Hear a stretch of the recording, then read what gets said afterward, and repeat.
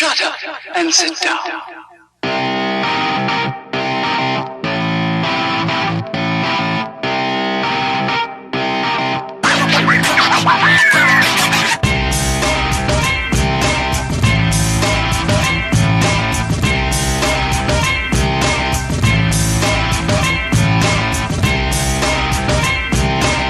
What's the story, Internet? Shut up and sit down. What's the story, Internet? Hope everyone is having a wonderful day. Hope you enjoyed the midweek matches. I'm here to review said midweek matches, and I will be back with you either later on today or in the morning with a preview of the weekend's matches. So, we had some big results. One that I just wanted to discuss, even though I don't quite understand. But the Copa del Rey final was decided. Barcelona beat Sevilla 3-0, and Athletic Club Bilbao beat Levante 3-2 on aggregate, 2-1 on the day. The bit that I don't understand is that somewhere in amongst this, Athletic Bilbao also won last year's semi-final and have qualified for another Copa del Rey because they have to play last year's final this year. I could be wrong because I saw it on Instagram and Sport Bible might be lying to me, but that's what it made it seem, is that they've qualified for two finals 2 weeks apart from each other. Madness. But anyway, the important one is this year's, and that's Athletic Club Bilbao is playing Barcelona.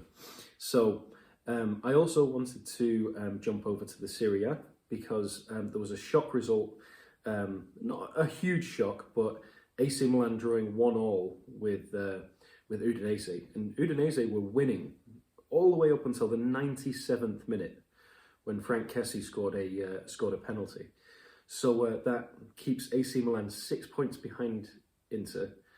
It also keeps Juventus only 4 points behind them, and it means that if Juventus win their game in hand, they'll only be 1 point behind AC Milan. So bit of madness going on over in Italy. And then just checking, nothing happened in Germany, unfortunately. Jumping over to the Premier League. So on Tuesday we had Manchester City beating Wolves 4-1. It's kind of to be expected, but I was hoping that Wolves would put up a little bit of a fight. And they did, to be fair. It was 1-1 in the 61st minute after Conor Cody equalised, after a Dendoncker own goal. And then Gabriel Jesus in the 80th minute, Mahrez in the 90th, and then Gabriel Jesus in the 93rd minute. So just blew them away in the last 13 minutes. Not unfounded, to be fair. 73% possession to 27 in City's favour. 22 shots to 6. 10 on target to 1. Kind of to be expected. For reasons that we will get to, it means that City are now 14 points clear behind second place Manchester United and 15 points clear of third place Leicester City. So moving on to the next one. Burnley won, Leicester City won. Good result for Burnley, not a good result for Leicester. But Burnley put up a fight. They didn't have the possession. But what do we say on this channel? Possession does not win you football matches. Even though they only had 38% possession, they had 12 shots and 7 on target. Leicester had 16 shots and only 4 on target. So that tells you everything you need to know right there. So Mateo Vidra scored in the 4th minute, and then Kelechi Iheanacho scored in the 34th minute to equalise, and it stayed level from then onwards. So a good result for Burnley because it keeps them 3 points clear of Brighton, and Newcastle keeps them 6 points clear of Fulham. So good result. They could have done with the win, but they'll take the draw against second place Leicester. So moving on to the next match, a brilliant result for 20th place Sheffield United. David McGoldrick scoring in the 30th minute to make them win 1-0, and even with the red card to Phil Jagielka in the 57th minute, they were still able to hold on and beat a very convincing side from this season. So as I mentioned, they're still in 20th, but they're only 3 points behind West Brom, even though moving to 19th wouldn't do anything, but you know what I mean. And then 9 points behind Fulham, so they're getting there. They're in touching distance. So, you know, it's still possible for Sheffield United. But if we look at the statistics, 72% to 28% possession. What did I just say? 16 shots for Aston Villa to 9, 4 shots on target to 2. So sounds like Ramsdale had another good match as well. So good all round from Sheffield United. I'm A match that was not good all around.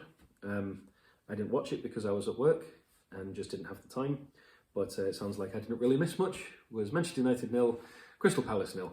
It sounded like it was a bit of a bore draw. I mean, even the highlights video that's popped up on my laptop here, it's normally about 12, 13, 14 minutes. It's 8 minutes. That shows you everything that you need to know. There weren't many highlights. Because you've got to think a minute of that is them showing the lineups. So there wasn't a lot to show there. 63% possession to 37% in United's favour, 11 shots to 8, 1 on target to Palace's 2. Puts City even further out of reach just before the Manchester derby, which is a huge match. I'm going to get into my preview for that in the next video, but I can see that being a draw just because of the way that United are playing at the minute. I think it's going to be 0-0 or 1-1 or something like that.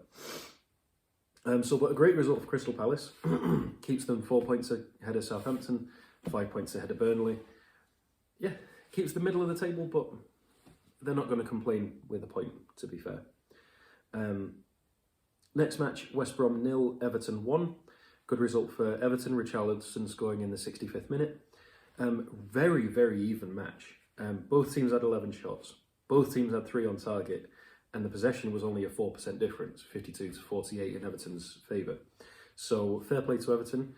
It means they go ahead of Liverpool and West Ham, jump to 5th. They're only 1 point behind Chelsea, 4 points behind Leicester and 5 points behind United.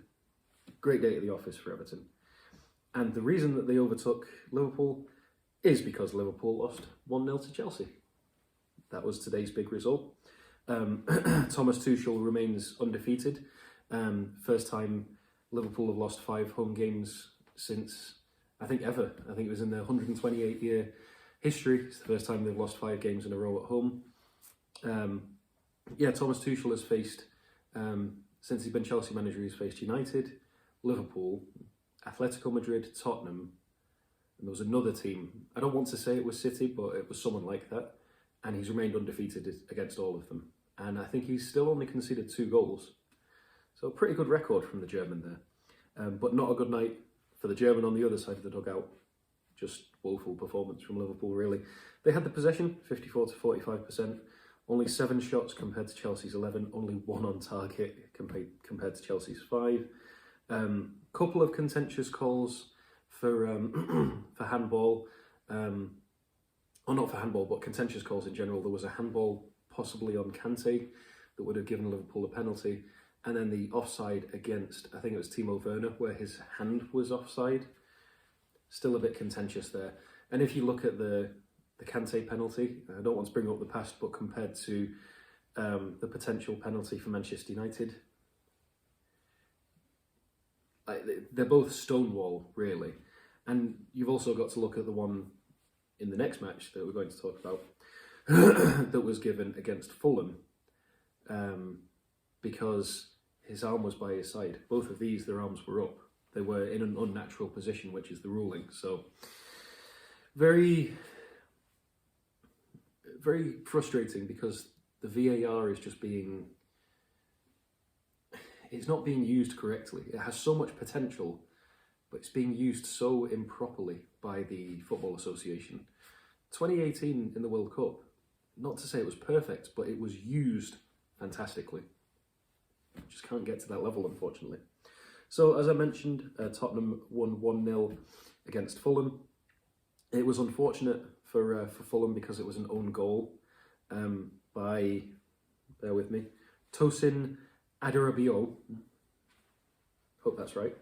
But Fulham had a good result, a good day. They didn't have a good result, but they had a good performance. 60% possession to Spurs' 40. 11 shots to Spurs' 9, 3 on target to Spurs' 2. So, a good showing for an 18th team against an 8th place team. So, unlucky to come away with even a point. That would have helped them out immensely.